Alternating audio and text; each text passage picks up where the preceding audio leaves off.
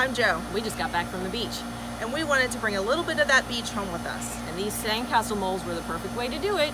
We're gonna see if we can put some cement in these and make us a Fountain bird bath. fountain bird bath. Let's do it. First, we had to make a form to elevate the castle over top of the pump. We assembled the pieces together inside of the bird bath to make sure we had room for everything. Then we started using packing tape to seal it so the cement wouldn't seep underneath. We had to make a hole in the center of the castle for the fountain tube.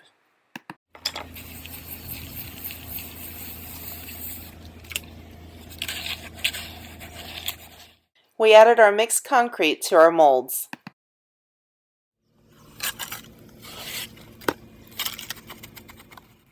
After the cement dried, we removed our mold. Next time we'll use some non-stick spray. The cardboard came off without a problem. Now to see if it actually all fits together.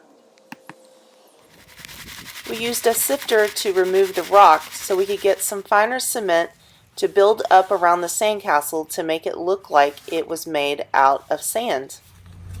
And then we added some to the base to give it texture. So we finished. Do you think it worked? I know, we got the fountain in place. Let's see. Let's take a look.